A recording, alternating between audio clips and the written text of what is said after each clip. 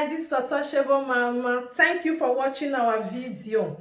Thank you for being there for us. Please do not forget to share with your friends and press the notification button. Also follow us on Facebook, Untouchable Mama page. You can also see me on Untouchable Mama backup page. We are there for you. Thank you for being there. Thank you, one love. I appreciate each and everyone. Bye.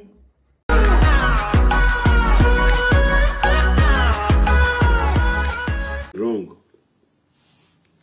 Although shall we get bad mothers for the world, we get bad mothers. We still get good mothers. We dey pray make good mothers born us, make bad mothers not born us. Now so we still get bad pikin. If mother born, mother prayer make dey pray. If you dey conceive, you dey put one for your belly every night. You dey put one for your belly. Na me Prophet Atiti dey tell you now. Any pikin wey God don't give you with the enemy, say me they change.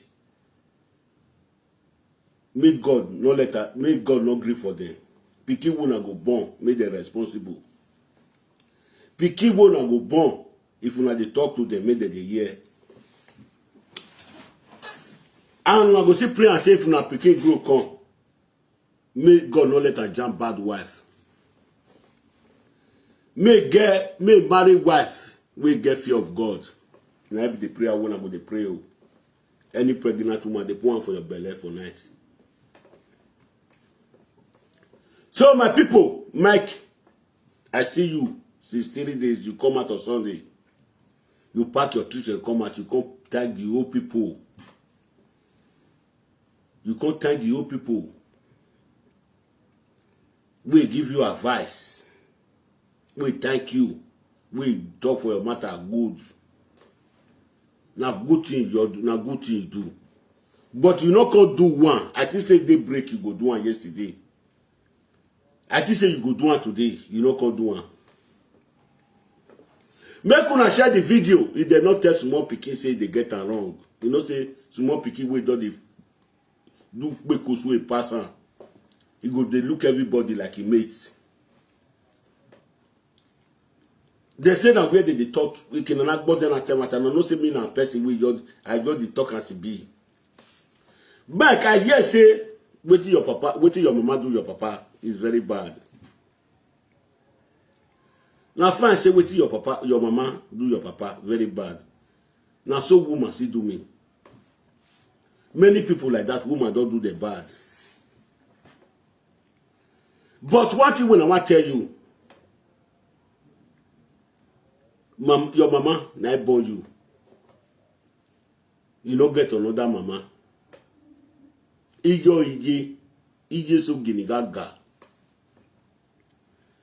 If you let your wife, they say if they don't marry, now family they face. If you let your wife deceive you, go astray more than this, it will be too late when the head is cut. I know say your mama do wrong. I know say your mama do wrong. For your heart, the way you take talk, Mike, I know say your mama do wrong. But one thing when I want to tell you, the same if man of the house no be man, woman go be woman. Your wife, Jama first lady, na bad woman. Na bad woman. Who go tell the truth? If you like, you go complain, block my page because of the picture when I put. No be I take the chop. No be I take the chop. Since when I did for this Facebook 5 years, the bad people don't let my page grow. Who go thief my page? They go thief am because of the truth. If I want to tell the truth, as I can't tell you truth, so Mike, I know say you go the verse. You go they report my page because of your picture. They report them. No be I did the job. I know say your mama wrong well. Wait till make your mama wrong. I feel not call and say he wrong. I feel not call and say he wrong. I feel not talk say your mama wrong. They say ugbe na dege over wa o. I quit no rob your ma o. If your mama not start to challenge your wife, the way they challenge your wife, the battle with your wife is there. I tell you, your wife will not take you serious. I dey tell you, now wait till I see for the realm of the spirit. Now I dey tell you so. If will not take you serious, we take you do the year. Now, wait, don't prove to the world say he take you serious. I don't see your mama offend you, Mike. Now, all mama, as far to this world, what would they so? One mother with a agree, may pikin marry a age mate in all day. Mother with a agree, may pikin marry age mate in all day for this life. Even did the woman good for her, it not good for her. All mothers, they go dey beat her. If your wife is a better person, all those years, we not take the quarrel. Do man say he don't carry and go juju place, he not carry and go juju place. He no say na you, na your mama born you, in the marriage to you. Your mama, from year to year, he no go hear your voice. Your wife will follow you, go dey happy for his house there. You know she's a bad woman. Come tell you, you know, go give your mama. You talk and say your mama suffer, follow you. Now, a family. Now it cause the one way they so. It say you don't grow that time. Family for not cause this one. Since my family cause this one, his brothers and his sisters, or my brothers and sisters, who be the next person who go stand by your mama? You. You call Europe, you go carry the bebo, German first lady, old woman, you go carry out your mama talk. Now how mother not go grill? He ain't cool over here the day. That man will be married. Not be Europe life will come so. All mother not agree with their picking marry their age mate for woman. Your mama quarrel, your wife come buckle up. Say he go make this woman shame. He go make this woman shame. Things dey better for una. As they talk today, una get 4 children. No one buy for his side. Then they see bad mama wey be witch, wey the choppy, his grandson. But this one not be like that. Now waiting your mama the body they pepper am for. Say you know woman when a senior you will be age mate. You know female and since it don't be like this. Quarrel don't come for everywhere. Una don't quarrel. It don't go into the other place. So you call your mama where you know your papa. You know your mama. You stay with your grandmother. You stay with your grandmother as you talk. Your informer says a grandpapa, you know a grandpapa. You can't call your mother bastard. Where you know a mama, you stay with the grandmother. You know she say you don't get sense. You know she say sense not there for your head. Even though a mama don't buy, a papa don't buy, but you know them, you dey call your mama bastard the fool. So I don't want to talk since then. I want to look what the old people will talk before I can talk. You can't call your mama the name where you're not supposed to call your mama. Well, I'm my gument. Well, I'm going to be. You got who no my con. You respect to play, you respect to. Hey, Michael, if na Nigeria, fear go let you talk to your mama the way they talk to her for public. Yeah, I'm going to bless the CEO. Yeah, invite to bless the CEO. They bless the CEO making him no so no. No do yak boy walk away. No do yak boy walk away. Why I bless the CEO go man? Okay, I said boy walk away. No one answer so. You bless the CEO. Bless the CEO. Why I'm going to bless the CEO. Only I'm worried. Ni him on set it book one guayana so.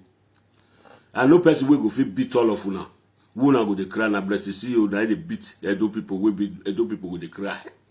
Bless the CEO ade one. We are more yi ni. We are more bless the CEO na yi na. We are more yi. Ekpoto ero. Imoyewa. Imoyewa, no make I can be blessed to see you. Since you now want to narrate to yourself, now me want start narration. Or I give you 3 days, Michael. 3 days, I want me to put me for ground. 3 days, when Baba Okaya Vigwe, the record where your mama play, where you play. I yes, I'm not going to put your picture again. I call the disgrace you every day. Or you do what I need for me.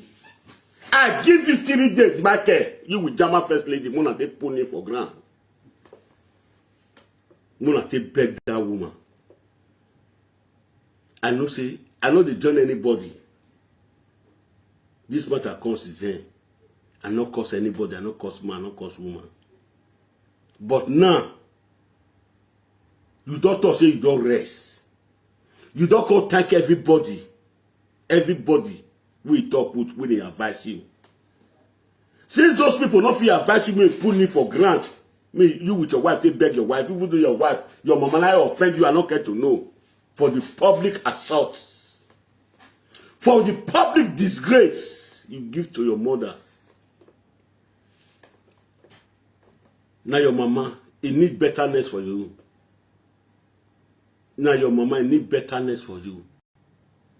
Although say everything they good. You they proud today say where you stand, your mate no fit stand for there. Where you stand, your mate no fit stand for there. As far as say your mama na sell land. In land na they said they take carry you enter Europe. Because of what your mama brother sister do. You can't have that join the one we do your papa, take the worry your mama, make one down. They say Urobo wajo. Urobo wajo. Wajo, you make it. Watsugu. Una amu you you can't call your mama names. You don't talk better pass say you call your mother's name. You don't see the video where you play. Now only one place I take for inside the village the way you take. You say me go apologize to your papa. Fine. He go apologize to your papa. But the public assault, the disgrace where you give your mother. Or can't we know this to talk to your mother? Why can't you call the insult your mother today? Or why can't we not know the one we did for your body? Can't they insult your mother, Mike? Because you married to a bad woman. Because you married to a bad woman. Because you married to a juju woman. Your mama they do a juju, your wife they do a juju. Like cousin, where you don't come, you come mumu, you don't come get sense. The organic way you use, if you don't consider for live video, your wife will say, hello guys, hello guys, hello guys. Jamal, me want to ask you a question. You go fish, your wife go fish sit down. You go sit down with her, go the curse mama. Your wife go sit down. Your wife go sit down now. You go sit down. You go the curse mama. Wetin mama don't do one. We no go tell you, you know. Wetin mama don't do one. Jama firstly, we no go tell you, you know. Now, wetin I call for, I give you 3 days. Since you be Robo, your mama na Bini, your mama na my mama. Now, they give you 3 days. Not be where people carry go, now me they go. No be where me people carry go, me they carry the go. I go sit down, they wash. That's your video. Wait till you sort your mama. I'll come plan again. But I give you 3 days, Mike. You not be picking. You be of Okoka Greek. A Greek working. You buze. Ume wine. Uje school can wine. Go where they Mike. Or that me jama first lady. many ni trait no ma je school ne go agbe BCD in we se we Mike who we work on the war okpa ika no ma se no ga guju we gun ani ale de na okpa ika no bi do gbegbe akia ege ni de agbon mama pa ika be e wo no ga je Italy Podova ga je Podova eri bi e kare Charlie Brown ora ya vian kure be e Padova okpa ika o bi guju we gbon gbegbe agia o bi da guju we gun a video of the video work by Kadua plan. Okpaika we do as for need for Italy for the country where they come. Hello, J. Pardon mo. Call J. Abeg na re kai o ba fa o ta be je. Call J lo giwato. Koyo. Call J. Il est la vidéo. Igual la ni gwan yo kere mo explicar. Moi explicar. O we to do boy pa. Mo ko mo ri o wa. Eriono. Understand? Eriono. Agbon yawo tagbon na pa mi ne mo popo wa. Eriono. No joge fufunu. Oni o pa gbon dege. Understand? Ekene mata na kakabo jeme o we na yawe mi. Akpa emi ati Africa German First Lady. O se ti mu je ladia. Na we pale yin jijo ewe ni na we do gbije we ni. Ti na bo ojo e ba ni ona kakabo jeme. Understand? Ni na bolo fua because why u me gbe ya waina.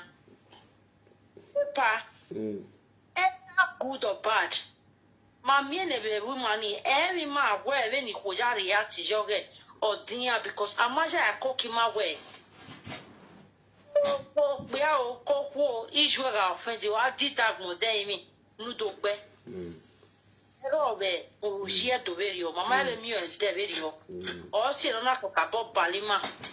O mo moju e kone o kin emi hi ado sofa koke o wa do dagre paverio ma understand o do afili gbegbeju e o do aro beju we ni ma do apo bojo we o ni ma do deba we emi ne ma ki gwale pa we agwo pa ka gwi kire we ya gwegwi ma understand e party we na kunye o pa ka gwe una because enyo do ti je ni we era ya kuto tata epa iji no wije why no ne photo de Africa First Lady ga gomoro pa gun ave nana enini ya do jagbe e ma ki ga gomoro pa gun ave de nana enini ya do jagbe agbon ya ta la video yin akia ta we mo ta o unu we na ho eniya ja ta ma ho eniya ya ta mo ho ni o ma de pa e da good or bad o te keke gbe ni limit garo ami je ne o fin do mo ami mi o mo no fin dije na mu adi da gbo pa a dere o ma de ni ma dere ko ki no o seke fun wa Panama Setika is accountable you understand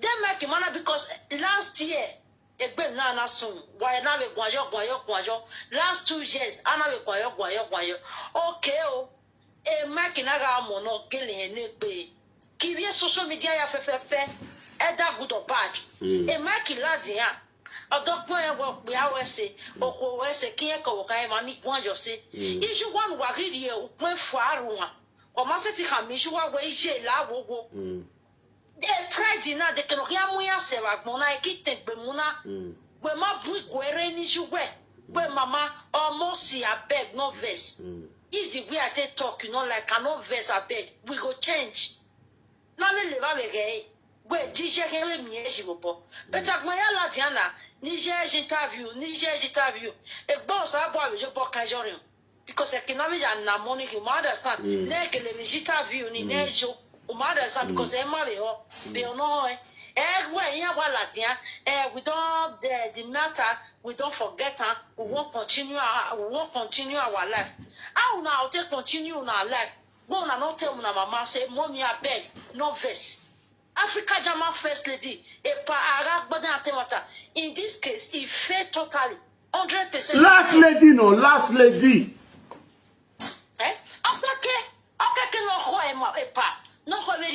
Diyo da fun malake, diyo da fun malake, diyo da fun malake. Ewe mi diyo da fun ayalake. Thank you, Mutiao. Diyo da fun malake. You know, or really now, understand? Because I can't blame me, pa. Or there wapun. A matani what time the first day where you give me a job, or there where you am with social media, with you. DNA rule that now we are every tale where is a love work with a boy not a via, but not a view, see. In a view, to. Our Ladiane or Mother doing me, or doing me, or understand the part. I'm with your talk. That is number one. EJ. Even if you boy, a Mike with Jama's first lady. Even if you are going to be here from 93 days.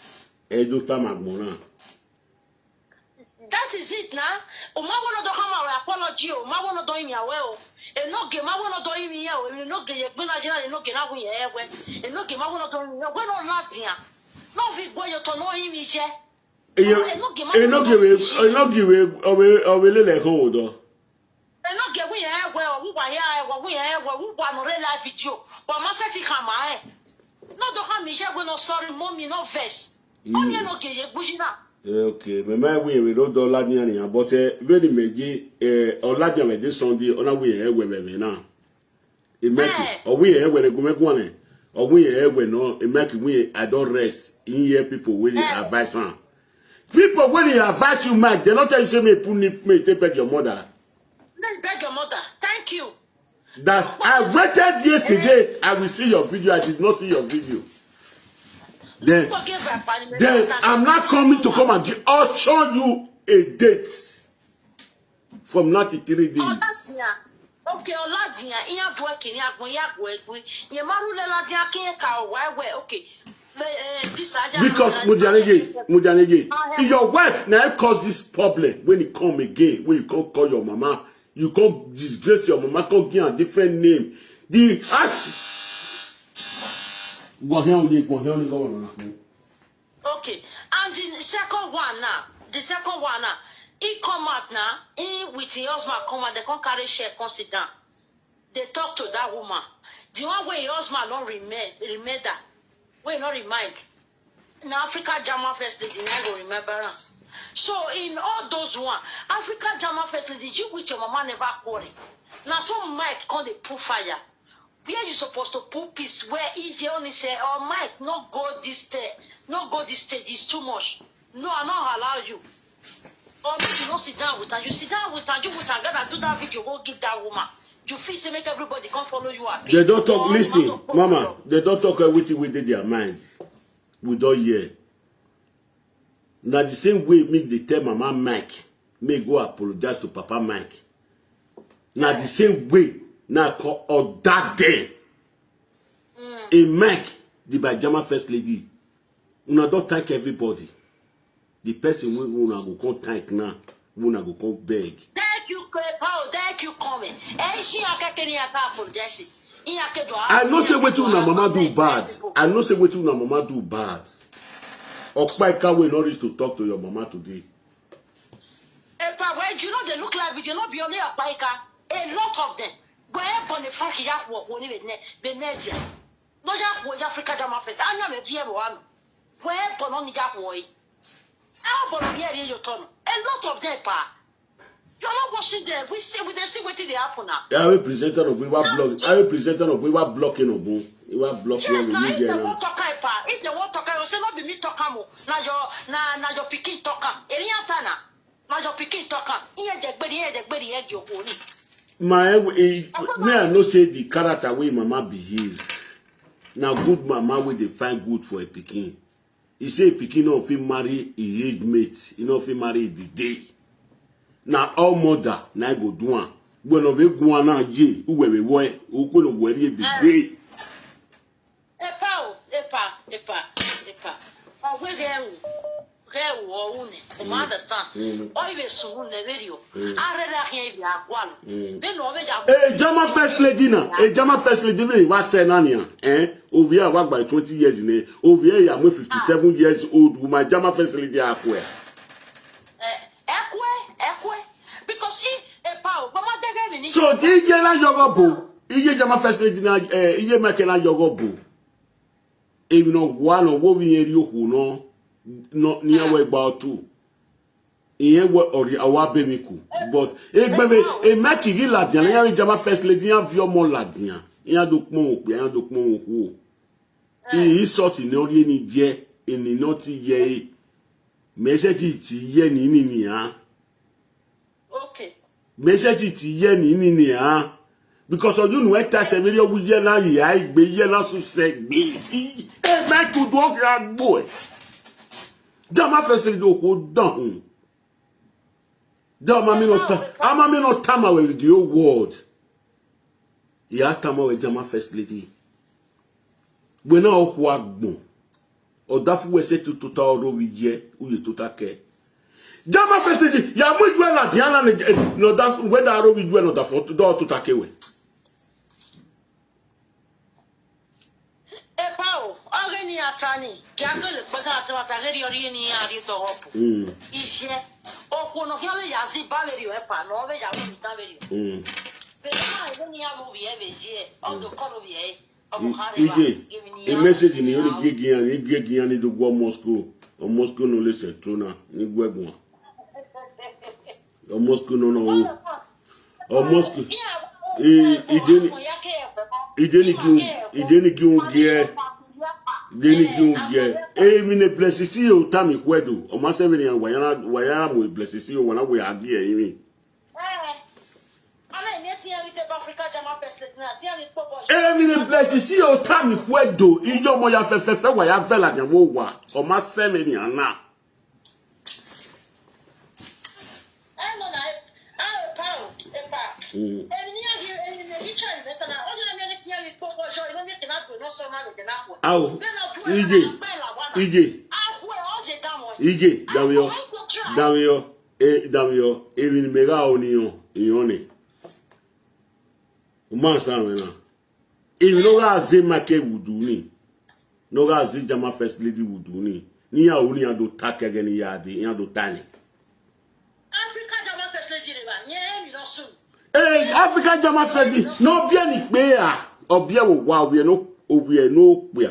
Obi no ko ka obi bie ne papa o ga agmu ekoju po ja o ka Jama first lady di wina no ga wina ke so ama you only don't know wina ne Jama first lady ga wina o ke so ama ne o ke so ama me I don't know ta okay don't stop finally ne ke so aju pegbe aja me I don't know ta.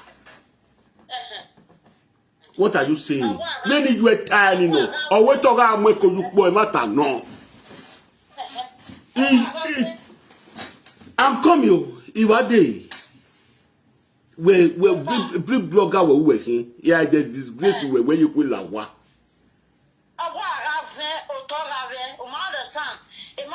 Oh, no, refrain the boy. On you put be agia 50% and your Kevin. Why are you DNA testing me?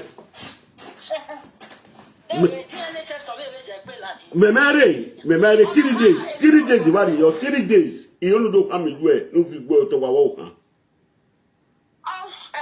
That is it. Only the king or in your mama can get only your only kwaka. You understand? E chema ho na so wa De uwe magire do we ni me kai. A DNA test, me here that see, or we can be all well, not Johnny. Because you will a broken English, me, I am now where. A broken English, me, I am now where. Broken English, me, I son or Rono. You are only around, says around, so I only saw a worry, is all worry. Yeah, I am now where. Guys, hello, guys, make what on it. Let the video go viral, me tap. So what I need is your hands.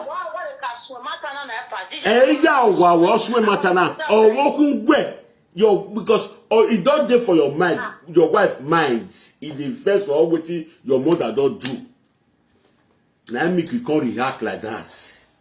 Not be your mother bring that matter come out. Even if I argue with him, I say why they look what everybody go do since then. But since you don't say you don't rest, you don't bring your pikin come out. Your grandmother will never see the pikin. She's more than 4 years now. You never see the children. You don't see them for live video. In mind, don't see this grand. Some of the things where they pain her for mind, might be that one. Now, you don't get the record for us. We go today. Look, they even like you. Go more, monogi. You go to see them for us now because you know you see them before. You go to see them now. You might go see the content and my grandchildren with this. But what I need for your hand now. Okpa Ekawe do a shower for Napoli. Where a shower not pay for Napoli. Or must you talk. Or say London a pants or do bois. A pants. Or must you need a bois without who you were born. Mike, fuen wen. So, it worked by Kakbologwe. We are sitting talking about we are with your palette. Now, more my come. If you're coming here to go away, in a way, time is your time. Oh, my Yagungi, Etima, married the well. Oh, me, I said that, but I say Galadian. Nisha the dark one, because when you get talking, I say, when he genuine lawa, when over lawa, you have it going, you have a phone, I come on lawa.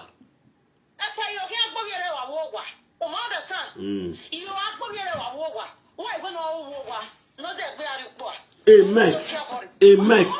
You with your wife for your day, Mujane. You with your wife for day, January to December. If you the first for your mother, your wife will the first for your mother. I will meet 20 euros, set if they give you away.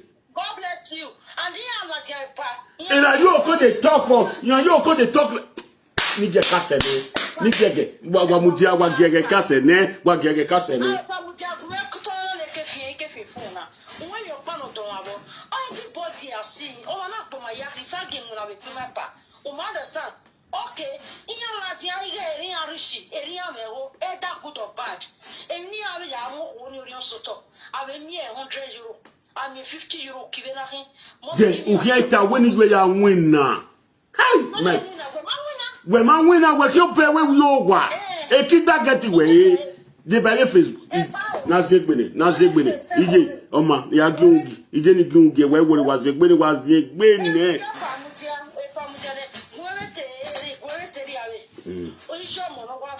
O my son wayata, Ije Nika Gungi, Nika Gungi.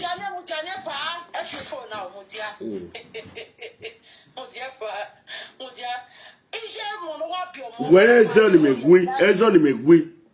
Ezon me good me na right you know agboya akpobo you me yeah oh he make over there go be a live video and jama first but if you pan only come okuni wa gun go okuni when you interview ni or what's the game when you interview ni 3 days me dey mic yan wo kan yan do have go to yan yo yan na magi yan a mic. If people there when they talk to you, will know they pepper you for body. Na me go tell you say, na me be obokuta. Ya gata egbe anyo we wa agwa lo zigwe. You go the 5 people wey go come beg. No be say na go come. All the old people don't damn me. They yeah. Well, no via me. Well, no via budan. Oh, be ike fi phone na pa. Oh, no wa mi pe bi o mo pa. Oh, we be live video. Oh, kai na ona wa to bomb. Ik that go dey me. Ona go le make worry amelele. Ona ga lale. Oh yeah, you was one anyhow. What about all comfortable? Make na comfortable. Make na comfortable.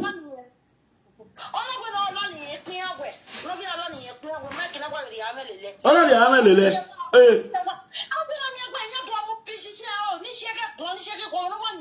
If you get tag anything, when your mama say you not go marry you, you your open eye. You call the give her armpit. Una we no da alaliye. Jama Fest do digi. Ide nu e pe ke baba we.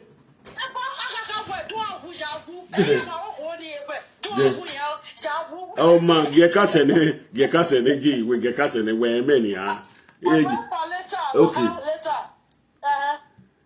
My people, una good evening. God bless you now. The message when I want to send, why I send her. Mike, me with you know the quarrel.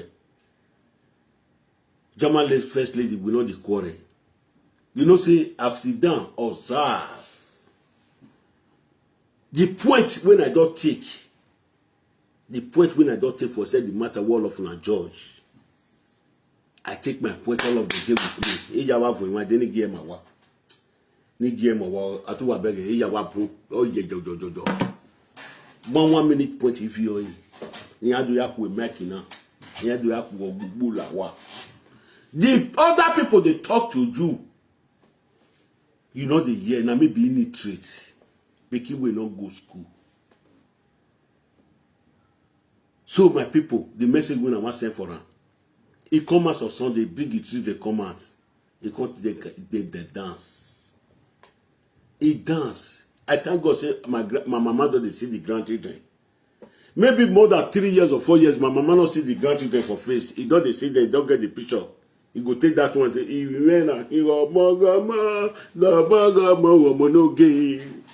go take that one they sing. Your mama they curse. It not curse you. It they curse German first lady because it won't done German first lady. They say a woman I be house. They say a woman. But I never come. I can't give you 3 days. From now to Sunday. Why you put on Sunday? Me take come out, come beg your mama for the bad name. What your mama not do? You say do one. We know say your mama could do a show for Europe, but you not do one for Lagos. You can't pull that for your mama head. Your wife not tell you that one. Say me you talking because your wife now go. Whose work your wife they do before you carry Kevin belly? Wait for the work. Tell me. Etoga ajukpo uwe mwekule. Can't tell me a DNA test man with me. We had a DNA test today. Iga mwela diane bank boya doka we had a DNA test today. Na do get the ogi you we ta. Do get precious make it carry me hold me. You only hear dogi yata. Since we man respectable when ya, I will come and disgrace you to the whole world to see. We don't get what you want for my body or way. Now I just pull life for my head. When I tell I just me change for the character way they behave. Now I pull life for my head. When I tell the other one we change, it carry my pitch. All of us for yeah. So my mic before now to Sunday. Now your mama, I want me you with your wife put me for ground. Mona can't tell your mama say sorry. Okpaika we no reach. I just say Okpaika every day now. Okpaika we be ashawo self. Ashawo Okpaika we do ashawo for bodo we na tell we ni Italy. Padovu. No say we gbigbe ajare padovu. Ona ye ni re mama agbeni re mama. O se lodon le pass ozo bowa. Ama we no ye ni re bowa. Igwe no ye nire bo wa ona ye nire do to na amu wela webo okpa eka no makwe oida aguju we gwanyanga on your see nothing right immediately apology no atame you from now to Sunday otherwise you will have yourself to blame. So my people, now good afternoon. Don't send the message when I want